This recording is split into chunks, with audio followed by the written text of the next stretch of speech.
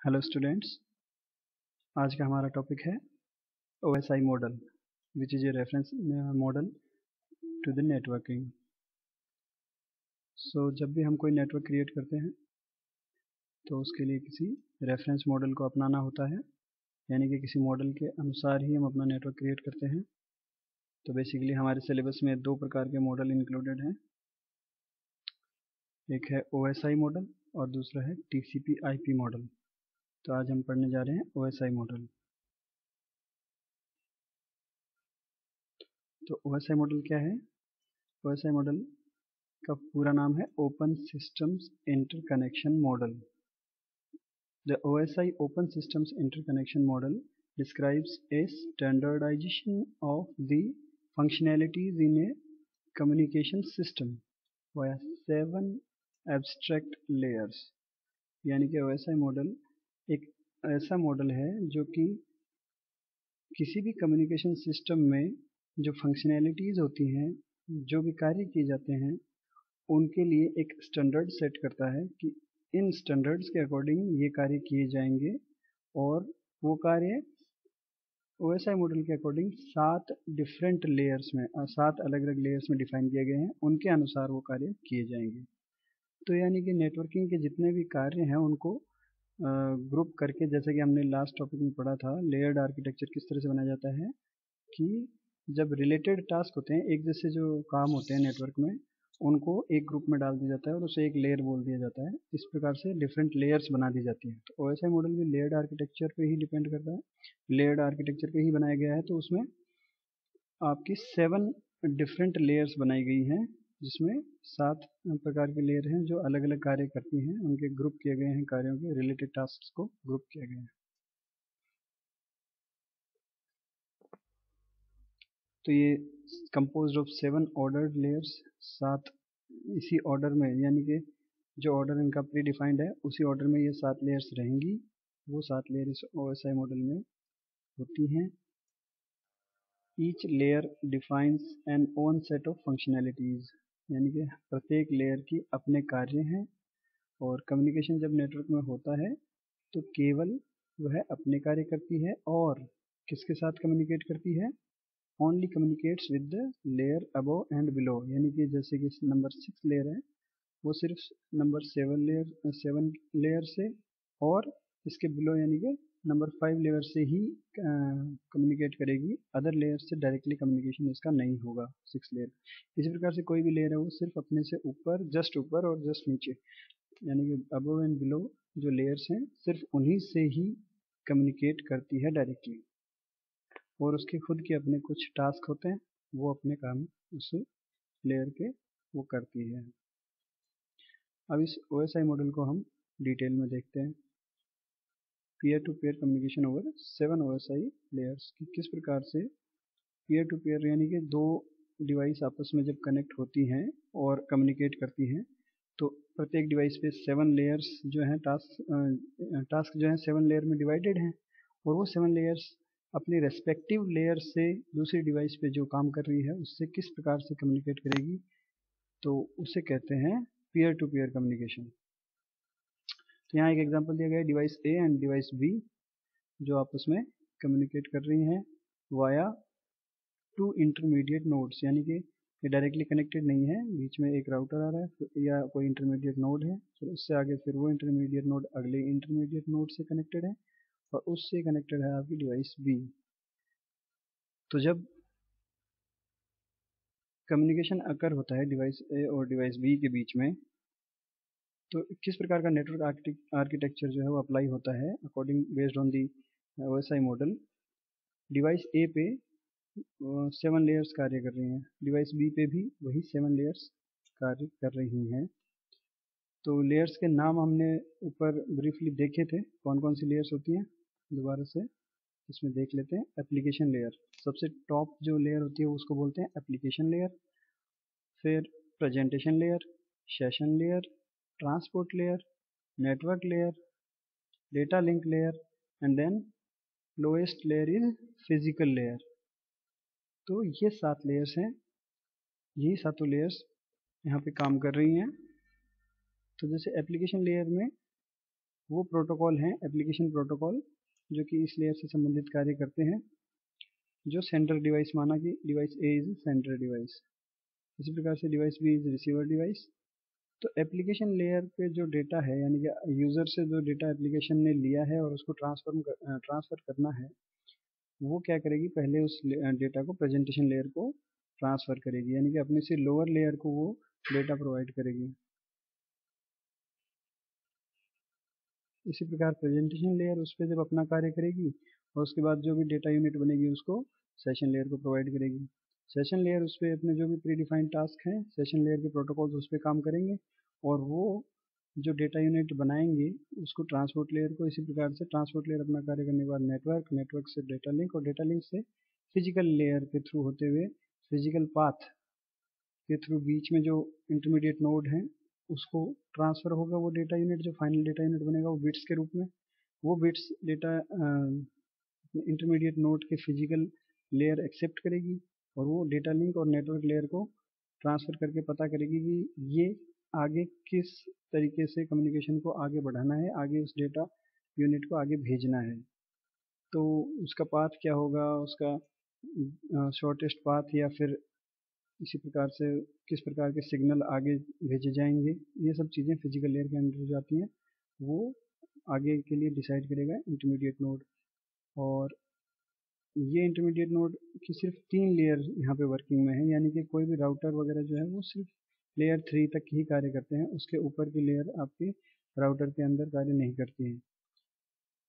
यहाँ से फिर ट्रांसफ़र हुआ डेटा इंटरमीडिएट नोड सेकेंड पर, उसकी भी physical layer, data link layer और नेटवर्क लेयर उस पर काम करेगी। उसके बाद वो डेटा वापस फिजिकल लेयर से होते हुए और फिजिकली बिट्स के रूप में डिवाइस बी को प्राप्त होगा। डिवाइस बी उसको डेटा लिंक को प्रोवाइड, अपना जो भी कार्य किया गया था उसको डिटेक्ट करेगी, उसको डील करके डेटा लिंक लेयर को डेटा प्रोवाइड करेगी। डेटा लिंक लेयर उस पर जो भी कार्य किया गया था नेटवर्किंग का उसको हटा के जो डेटा यूनिट उसको नेटवर्क लेयर को, नेटवर्क लेयर ट्रांसपोर्ट सेशन को, और इसी प्रकार से डेटा यूनिट अपने एप्लीकेशन लेयर को फाइनली मिल जाएगा जो डेटा यूनिट यहाँ से एप्लीकेशन लेयर ने भेजा था। तो जो भी एक्स्ट्रा बिट्स ऐड होती जाती हैं कुछ एक्स्ट्रा इन्फॉर्मेशन ऐड करने के लिए, और जो भी काम जो लेयर करती है उसके लिए एक्स्ट्रा बिट कुछ डेटा के साथ अटैच होती जाती हैं, वो यहाँ से उसी लेयर पे हटती जाती हैं और अपर लेयर को वो बाकी की डेटा यूनिट डेटा बिट्स ऊपर ट्रांसफ़र कर दी जाती हैं। यहाँ पे आपने नाम लिखा है बिट, जैसे फिजिकल लेयर को बिट्स के रूप में डेटा प्राप्त हो रहा है, डेटा लिंक लेयर उसके फ्रेम बनाती है, नेटवर्क लेयर उसके पैकेट बनाती है फ्रेम के, और फिर ये ट्रांसपोर्ट यूनिट का डेटा यूनिट बन जाता है। फिर उसके बाद वो उस अपने डेटा बिट्स को हटा के और जो ओरिजिनल डेटा है सेशन लेयर का वो उसको देता है, सेशन लेयर डेटा यूनिट हो जाता है। और उसी प्रकार से फिर सेशन लेयर के जो बिट्स हैं वो हटा के प्रेजेंटेशन लेयर को, और उससे प्रेजेंटेशन लेयर डेटा यूनिट से अपना जो काम है प्रेजेंटेशन लेयर करने के बाद और उससे कुछ एक्स्ट्रा बिट्स जो जुड़ी थी हटाने के बाद रिसीवर पे एप्लीकेशन लेयर को फाइनल डेटा जो है वो प्रोवाइड कर देगा। इस प्रकार लेयर्स में कुछ कार्य किए गए, कुछ बिट्स जुड़े और फिर वही लेयर्स में कार्य होते हुए आगे बढ़ता गया डेटा, और उसी लेयर्स पे फाइनली रिसीवर पे काम होते हुए और वो एक्स्ट्रा डेटा बिट्स हटते हुए ओरिजिनल डेटा आपके एप्लीकेशन लेयर तक पहुंच गया। एप्लीकेशन लेयर यानी कि यूज़र जो भी एप्लीकेशन यूज़ कर रहा है जो कि कम्युनिकेशन में काम आ रही है वो एप्लीकेशन लेयर डील करती है।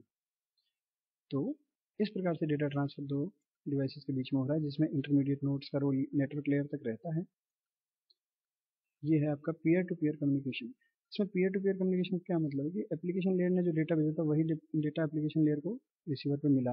प्रेजेंटेशन लेयर ने जो एक्स्ट्रा बिट्स अटैच की थी उन पे वर्क कौन करेगा, प्रेजेंटेशन लेयर ही उस पे वर्क करेगी, क्योंकि जैसे जैसे एक्स्ट्रा बिट्स अटैच होती जाती हैं वैसे ही नीचे से एक्स्ट्रा बिट्स वापस हटती जाती हैं और प्रेजेंटेशन लेयर पे वही डेटा मिलेगा जो प्रेजेंटेशन लेयर पे वहाँ डेटा मिला था।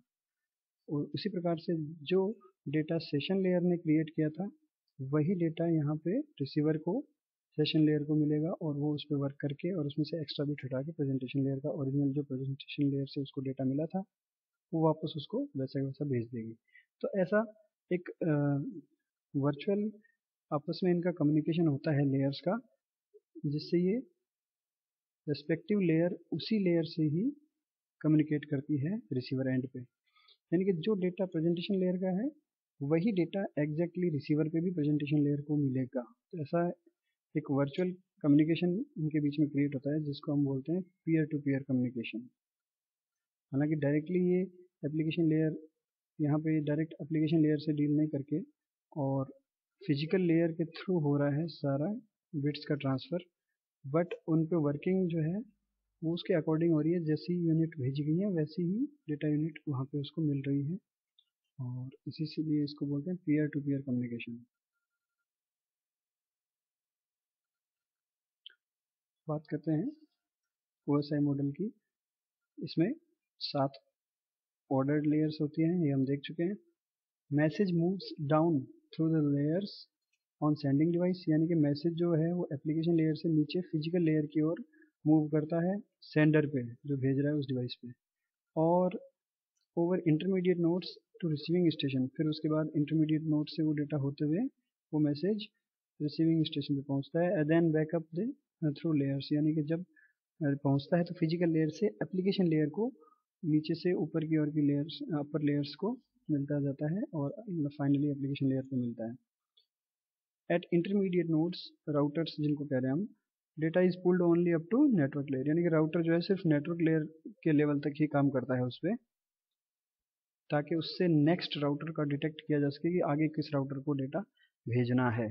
बस इतना ही उसका कार्य होता है, एक्चुअल डेटा से उसको कोई मतलब नहीं होता है, इसलिए उसको नेटवर्क लेयर तक ही कार्य करना होता है। Each layer is sending device, each layer in sending device, यानी कि जो डिवाइस भेज रही है डेटा उसमें प्रत्येक लेयर जो है वो अपनी खुद की एड्स इट्स ऑन इन्फॉर्मेशन, अपनी खुद की इन्फॉर्मेशन कुछ ना कुछ उस मैसेज के साथ ऐड करती जाती है।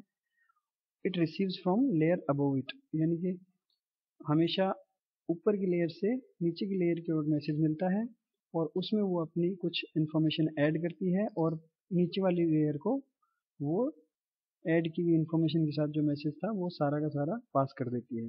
Passes whole package to the layer just below it. Reverse process occurs at the receiving device, यानी कि रिसीविंग डिवाइस पे जो डेटा प्राप्त हुआ है उसमें से रिवर्स प्रोसेस क्या होगी, जो लेयर है जिसने अटैच की थी कुछ अपनी एक्स्ट्रा इन्फॉर्मेशन वो हटाती चलती है अपनी इन्फॉर्मेशन। डेटा लिंक लेयर अपनी इन्फॉर्मेशन हटा लेगी तो एक्स्ट्रा बिट्स हट जाएंगे इसके, वो नेटवर्क लेयर को बचा हुआ डेटा दे देगी जो नेटवर्क लेयर का पैकेट बनता है। पैकेट में से वो अपनी एक्स्ट्रा बिट्स हटा लेगा नेटवर्क लेयर, और फिर इस प्रकार से रिवर्स प्रोसेस में एप्लीकेशन लेयर को डेटा मिलता है। तो सेंडिंग डिवाइस पे अटैच होता जाता है एक्स्ट्रा बिट्स या डेटा जो इन्फॉर्मेशन लेयर्स अपनी तरफ से अटैच करती हैं, ऐड करती हैं, और रिसीविंग डिवाइस पे वो हटता जाता है। तो इस प्रकार लेयर्स में कार्य किया जाता है नेटवर्क का कम्युनिकेशन के लिए। When data reaches physical layer, it is changed into electromagnetic signal and sent along a physical link. तो फिजिकल लेयर का क्या काम है, वो इलेक्ट्रोमैग्नेटिक सिग्नल, जैसे वायर्स में करंट और ये सब इलेक्ट्रोमैग्नेटिक सिग्नल्स होते हैं, या वायरलेस भी इलेक्ट्रोमैग्नेटिक सिग्नल्स हैं, इलेक्ट्रिक सिग्नल या इलेक्ट्रोमैग्नेटिक सिग्नल्स में चेंज कर देता है बिट्स को और वो फिजिकल लिंक के थ्रू ट्रांसमिट किया जाता है।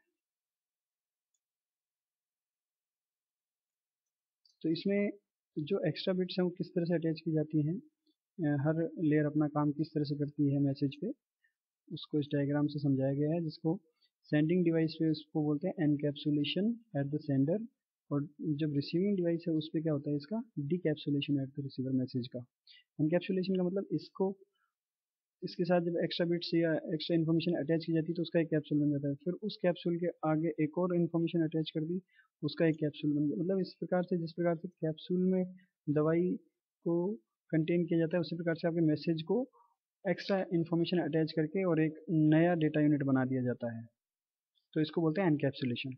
लेयर 7 का डेटा है जो कंप्यूटर से यूज़र भेज रहा है या कंप्यूटर भेज रहा है, वो लेयर 7 का डेटा लेयर 6 के ऊपर आकर लेयर 7 के डाटा के साथ हेडर जो है वो राइट मोस्ट में हम शो करते हैं, तो राइट में हेडर अटैच हो गया, हेडर 6, यानी कि 6th लेयर की इन्फॉर्मेशन यहाँ हेडर के रूप में इस लेयर डेटा के साथ लेयर 7 डेटा के साथ अटैच हो गई, तो ये बन गया लेयर 6 का डेटा। अब ये पूरा, अब लेयर 6 का डेटा लेयर 5 को मिला, लेयर 5 को मिला तो लेयर 6 के डेटा पे लेयर 5 ने क्या किया, अपना हेडर अटैच कर दिया और उसकी एक्स्ट्रा इन्फॉर्मेशन जो भी है वो अटैच हो गई, तो ये हेडर अटैच होते ही बन गया लेयर 5 का डेटा ये पूरा।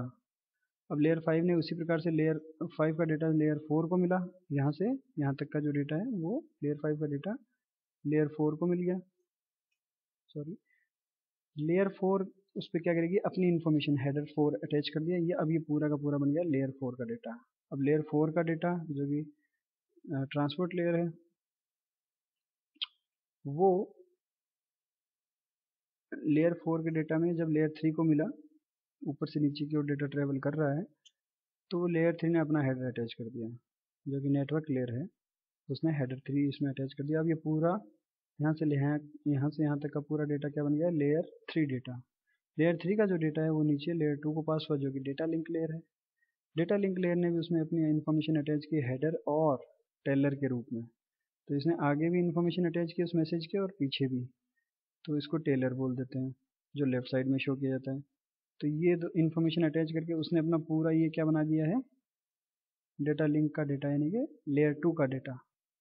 लेयर 2 का डेटा फिर लेयर 1 को मिला, यानी कि फिजिकल लेयर को। फिजिकल लेयर उसको बिट्स में कन्वर्ट कर देती है और इलेक्ट्रोमैग्नेटिक सिग्नल्स के रूप में किसी ट्रांसमिशन मीडियम, फिजिकल लिंक पे, या ट्रांसमिशन मीडियम कुछ भी वायरलेस भी हो सकता है, उस पर सेंड करती है, और वो फिर रिसीवर को मिलता है एज इट इज़, वही बिट्स को कन्वर्ट करता है वापस, इलेक्ट्रोमैग्नेटिक सिग्नल को बिट्स में कन्वर्ट कर लेती है फिजिकल लेयर वापस रिसीविंग एंड पे।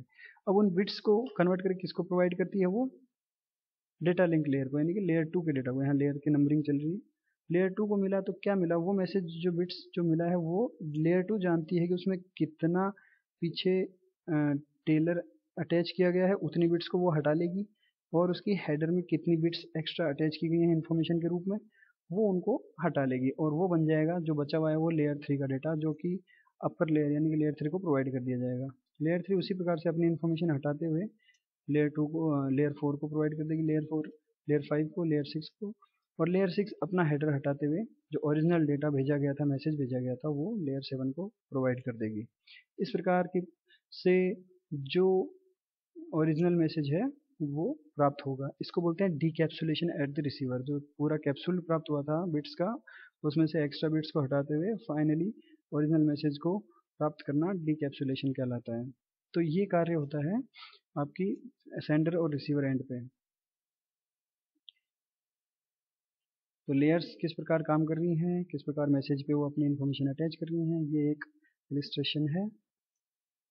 उसके बाद बात करते हैं फंक्शंस ऑफ ओएसआई लेयर्स की, कि ओएसआई लेयर्स, अलग अलग लेयर्स काम क्या क्या करती हैं वो, यानी कि ये बिट्स किस लिए अटैच की जाते हैं, क्या काम करके वो ये बिट्स अटैच करती है, अपनी एक्स्ट्रा इन्फॉर्मेशन अटैच करती है, और मैसेज पे क्या क्या काम करने पड़ते हैं उसको एक कम्युनिकेशन सिस्टम में सेंड करने के लिए, रिसीव करने के लिए। सबसे पहले top most layer application layer की बात करते हैं। वो क्या कार्य करती है, this layer provides the services to the user, यानी कि आपका जो यूज़र है उसको सर्विसेज प्रोवाइड करती है। जैसे आप एप्लीकेशन यूज़ करते हैं, स्काइप या कोई भी मैसेंजर डेस्कटॉप पे, या जो कि एप्लीकेशन लेवल पे काम करता है, यानी कि वो एक एप्लीकेशन सॉफ्टवेयर है जो कम्युनिकेशन डेटा कम्युनिकेशन में यूज़ किया जाता है। आप उसके थ्रू कम्युनिकेशन करते हैं, मैसेज सेंड करते हैं, ईमेल है, तो वो उससे मैसेज प्राप्त करना, यानी कि उससे मैसेज प्राप्त करना और यूज़र को मैसेज दूसरे एंड पे देना, वो एप्लीकेशन सॉफ्टवेयर क्या है आपका, वो एप्लीकेशन लेयर के अंडर आता है। यानी कि this layer provides services to the user, user से डील कर रहा है, सर्विसेज प्रोवाइड कर रहा है यूज़र को। उसके बाद उसके नीचे आती है प्रेजेंटेशन लेयर। प्रेजेंटेशन लेयर क्या कर रही है, it is responsible for translation, compression end encryption, यानी कि जो आपका डेटा है एप्लीकेशन लेयर से प्राप्त हुआ है उसको ट्रांसलेट करना, उसको कंप्रेस करना ताकि नेटवर्क में बिट्स कम भेजी जाएं, और उसको एनक्रिप्ट करना यानी कि सिक्योर करना। एनक्रिप्शन यानी उस डेटा को सिक्योर करना ताकि कोई और जिसको ये मैसेज नहीं मिलना चाहिए वो उसको रीड ना कर सके, केवल रिसीवर ही रीड करे। इस प्रकार से एनक्रिप्ट करना और उसको कंप्रेस करना और उसको ट्रांसलेट करना, इस प्रकार के कार्य किए जाते हैं प्रेजेंटेशन लेयर पर। प्रेजेंटेशन लेयर उस पे ये कार्य करने के बाद जो डेटा सेशन लेयर को प्राप्त होता है वो क्या करता है, it is use to establish, manage and terminate the sessions, यानी कि वो सेशन क्रिएट करता है दोनों डिवाइसेस के बीच में जो कम्युनिकेट कर रही हैं उनके बीच में। तो बिना सेशन के उनके बीच में कम्युनिकेशन नहीं हो सकता। जैसे आप नेट बैंकिंग की कोई एप्लीकेशन यूज़ करते हैं या डेस्कटॉप पे करते हैं तो उसके लिए पहले सेशन क्रिएट करना पड़ता है। जैसे आपका टाइम सेशन का टाइम ख़त्म हो जाता है या कोई सेशन टर्मिनेट होने जैसी कोई एक्टिविटी हो जाती है तो जैसे कुछ गलत बटन दब जाता है, रिफ्रेश बैक दब जाता है तो सेशन टर्मिनेट हो जाता है, दोबारा से लॉगिन करना पड़ता है। तो इस प्रकार के सेशन को इस्टेब्लिश करना यानी कि ऑथेंटिकेशन वगैरह करना उसकी कि हाँ वो दोनों यूज़र्स आपस में कर सकते हैं, या सर्वर क्लाइंट है तो सर्वर क्लाइंट आपस में कम्युनिकेट कर सकते हैं, और उसको सेशन को मैनेज करना किस प्रकार से उसको जब तक वो आपस में कम्युनिकेट कर रहे हैं बनाए रखना है, और उसको सेशन को टर्मिनेट करना, ये काम कर रहा है सेशन लेयर। उसके नीचे बात ट्रांसपोर्ट लेयर की बात करते हैं। It provides reliable message delivery from process to process.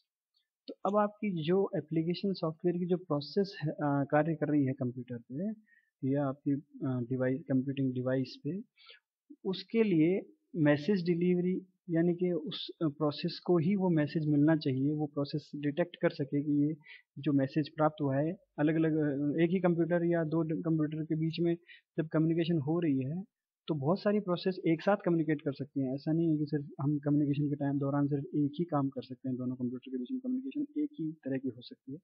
कई प्रकार की कम्युनिकेशन या कई एप्लीकेशंस या कई प्रोसेसेस आपस में कम्युनिकेट कर सकती है। तो कौन सा मैसेज कौन सी प्रोसेस को जाना है, उसको उसकी डिलीवरी के लिए रिस्पॉन्सिबल कौन है? Transport layer. Reliable message delivery from process to process यानी कि प्रोसेस टू प्रोसेस मैसेज को डिलीवर करने की जो जिम्मेदारी है, रिस्पॉन्सिबिलिटी, वो ट्रांसपोर्ट लेयर की है। उसके बाद आता है network layer, third layer. It is responsible for moving the packets from source to destination. अब ये इसका क्या रिस्पॉन्सिबिलिटी है?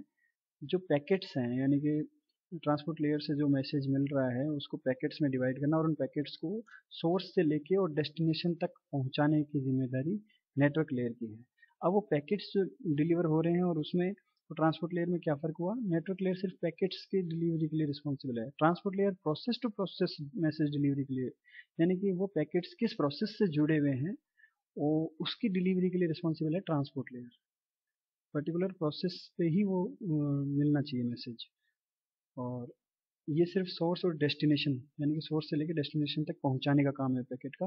कौन सी प्रोसेस उसको एक्सेप्ट करेगी, किस प्रोसेस को मिलना चाहिए, उसके लिए नेटवर्क लेयर रिस्पॉन्सिबल नहीं है, उसके लिए ट्रांसपोर्ट लेयर रिस्पॉन्सिबल। तो इनमें थोड़ा सा ये फ़र्क है। ये भी end to end delivery communication के लिए रिस्पॉन्सिबल है, ये भी एंड टू एंड कम्युनिकेशन के लिए रिस्पॉन्सिबल है। ये पैकेट्स को सोर्स से डेस्टिनेशन तक पहुंचाने के लिए, ये सोर्स पे कौन सी प्रोसेस है जो कि डेस्टिनेशन की कौन सी प्रोसेस से डील करना चाहती है, कम्युनिकेट करना चाहती है, उसके लिए रिस्पॉन्सिबल है। नेटवर्क लेयर के बाद ये नेटवर्क लेयर के पैकेट्स मिलते हैं डेटा लिंक को। डेटा लिंक क्या करती है? It is used for error free transfer of data frames. वो एरर डिटेक्शन का काम करती है, यानी कि नोड टू नोड काम करती है। ये बहुत नेटवर्क में बहुत सारे नोड्स बीच में पड़ते हैं, इंटरमीडिएट नोड्स, तो ये सोर्स से लेके नेक्स्ट नोड तक बिना किसी एरर के डेटा ट्रांसफर किया जा सके उसके लिए रिस्पॉन्सिबल है। फिर उस नेक्स्ट नोड से उससे नेक्स्ट नोड से अगले नेक्स्ट नोड तक डेटा ट्रांसफर हो सके उसके लिए भी उन दोनों के बीच की डेटा लिंक लेयर आपस में कम्युनिकेट करती है। इस प्रकार नोड टू नोड ट्रांसफर करते हुए और फाइनल डेस्टिनेशन तक डेटा पहुंचता है, जिसकी जिम्मेदारी नेटवर्क लेयर की है। Data link layer node to node काम करता है, नॉट ये एंड टू एंड काम नहीं करता है। नोड टू नोड का मतलब जस्ट इमीडिएटली एक नोड से अगला कौन सा नोड है यानी कंप्यूटर है या डिवाइस है जिस पे ये मैसेज भेजा जाना है, नेक्स्ट डिवाइस, वहां तक की डिलीवरी के लिए ही रिस्पॉन्सिबल है सिर्फ। उसमें भी इसको एरर फ्री ट्रांसफर होना चाहिए, इसके लिए रिस्पॉन्सिबल है कि इसमें कोई एरर तो नहीं है जो डेटा ट्रांसफर हो रहा है उसके। और network layer end to end यानी कि सोर्स से लेकर डेस्टिनेशन तक की जब तक डेटा नहीं पहुंच जाता है तब तक की रिस्पॉन्सिबिलिटी नेटवर्क लेयर की है। Physical layer provides a physical medium through which bits are transmitted, यानी कि ये एक माध्यम जैसे केबल्स वगैरह जो हैं उनमें किस प्रकार से बिट्स जो है वो ट्रांसफ़र होगी, किस इलेक्ट्रोमैग्नेटिक सिग्नल में बदली जाएगी और बिट्स को रिप्रेजेंट किस प्रकार से किया जाएगा, उन सब चीज़ों के लिए मतलब फिजिकली किस प्रकार से डेटा ट्रेवल करेगा उसके लिए रिस्पॉन्सिबल है फिजिकल लेयर। ये भी आपकी नोड टू नोड वर्क करती है। हालांकि नेटवर्क लेयर भी नोड टू नोड ही वर्क करती है, डायरेक्टली एंड टू एंड नहीं करती है, but node to node work करते हुए और सोर्स से डेस्टिनेशन तक किस प्रकार डेटा पहुंचेगा उसके लिए पूरी रिस्पॉन्सिबिलिटी रहती है इसकी। ट्रांसपोर्ट लेयर बीच के इंटरमीडिएट नोड्स ट्रांसपोर्ट लेयर से लेके एप्लीकेशन लेयर्स को बोलते हैं अपर लेयर्स, और फिजिकल लेयर से लेके नेटवर्क लेयर्स को बोलते हैं लोअर लेयर्स। तो लोअर लेयर सिर्फ नोड टू नोड काम करती है कि ये डेटा आगे वाली डिवाइस तक कैसे पहुंचाना है, उससे आगे वाली डिवाइस तक कैसे पहुंचाना है, सिर्फ वहां तक कार्य करती है। हालांकि इसमें नेटवर्क लेयर जो है वो सोर्स से लेके डेस्टिनेशन तक पहुंचाने की जिम्मेदारी रखती है, इसी प्रकार नोड टू नोड चलते हुए। और उससे अपर लेयर्स हैं वो डायरेक्टली एंड टू एंड ही वर्क करती हैं, यानी कि ये जब फाइनली एंड रिसीवर को मैसेज मिलेगा तो वो ट्रांसपोर्ट लेयर पे पहुंचेगा, उससे पहले ट्रांसपोर्ट लेयर तक डेटा पहुंचेगा ही नहीं। सिर्फ ये 3 लेयर ही काम करेंगे इंटरमीडिएट नोड्स पे। बीच में जो नोड्स पड़ते हैं राउटर्स, उसमें physical layer, data link layer और नेटवर्क लेयर ही काम करेंगी। फाइनली जब मैसेज आपका डेस्टिनेशन तक पहुंच जाएगा तब उसके बाद ये अपर लेयर्स उस पर वर्क करेंगी कि हाँ ठीक है, ये कौन सी प्रोसेस के लिए मैसेज आया है, सेशन इस्टेब्लिश करना है, उसको मैनेज करना है, जो भी पासवर्ड या एनक्रिप्शन या जो भी किया गया है कंप्रेशन, उसको वापस डिकम्प्रेस या डिक्रिप्ट करना है मैसेज को कि ओरिजिनल मैसेज क्या है, और वो एप्लीकेशन लेयर को देना, एप्लीकेशन लेयर यूज़र के साथ डील करेगी। तो ये 4 layer upper layers, 3 layer lower layers. इस प्रकार से हमारा जो OSI लेयर्स हैं 7 लेयर्स, वो अलग अलग कार्य करने के लिए रिस्पॉन्सिबल हैं। और ये एक स्टैंडर्ड मॉडल है जो कि लेटेस्ट डिवाइसेज में सब में, जो नेटवर्किंग डिवाइसेज हैं उनमें सब में फॉलो किया जा रहा है, ताकि जो भी नेटवर्क क्रिएट किया जाए या एक्सटेंड किया जाए वो इस मॉडल के अकॉर्डिंग हो और एक यूनिवर्सल कनेक्टिविटी प्राप्त कर सकें, कोई भी उससे कनेक्ट हो सके मॉडल के अकॉर्डिंग वर्क करते हुए। तो उसके लिए एक स्टैंडर्ड बन जाता है ये मॉडल। ये था open system interconnection model. Briefly हमने अभी इसके सारी लेयर्स की वर्किंग देखी है, इसको डिटेल्स में भी हम जानेंगे किस प्रकार से ये अपना कार्य करती हैं। तो देखते हैं नेक्स्ट वीडियो में। Thank you.